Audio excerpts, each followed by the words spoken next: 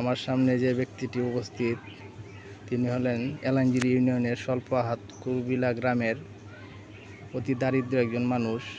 তার জীবনটা গেছে পাখি শিকার করে। আচ্ছা, আপনি কত বছর ধরে এই পাখি পালন করেন? ৬০-৬৫ বছর। ৬০-৬৫ বছর। কি এই কুরা পাখি? কুড়া মানে এটা কীভাবে আপনি সংগ্রহ করেন? যে কোনো সময় কিনে আনি, কোনো সময় বইতে হয়ে লিলে প্রায় বাচ্চা আনি। ও আচ্ছা, তাইলে আপনার এই যে এই পাখির নেশায় যে আপনার এই ৬৫ বছর কাটালেন, তখন আপনার এই যে পরিবার তো আছে, পরিবার কয় ছেলে কয় সন্তান? 2 ছেলে 2 মেয়ে। ও, 2 ছেলে 2 মেয়ে। তো এখন বর্তমানে এরা কিছু বলে না? না, তো আপনি যে এই সর্বক্ষণ এই অল টাইম যে পাখি নিয়ে ব্যস্ত থাকেন, এরা কিছু বলে না যে এভাবে কি জীবন ৬৫ বছর কাটাই আছেন এই পাখি ধরে? এখন পোলাপানি কি আপনার কুইজ খবর নেয়?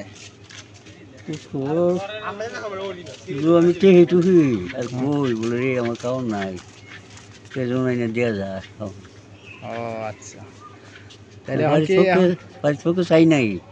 এখন বাজারে যে আসলেন, বাজারে কিসের জন্য আসলেন? তো সিরা লইছি, এরপরে রসুন লইছি, পেঁয়াজ লইছি। রসুন পেঁয়াজ।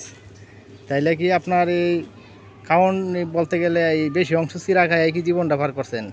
না, সিরা খাই তো মাঝে মধ্যে, একদিন যদি আলসি লেগে জায়গা ভাগ করতাম না, সিরা খাই। পাক কি আপনি নিজেই করেন? নিজে কাহি কই? 60 বছর ধরে এখানে ভাগ করে আইতেছে। কাহি কাহি কই? ইয়ার এত হিট না। ও মানে ৬৫ বছর ধরে আপনি নিজে ভাগ করে খায়েন, আর হ্যাঁ আপনার ত্যাগ করে গেছে গা?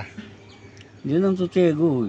মানে আপনার সংসার সারা করতো না, মানে আপনার সর্বক্ষণ এই পাখি লয়ে ব্যস্ত থাকেন দিকে? না, এটা লাগি না। তো কি কারণে গেল গা? এটা অন্য ইয়ে লইয়া ঝগড়া বিবাদ করে।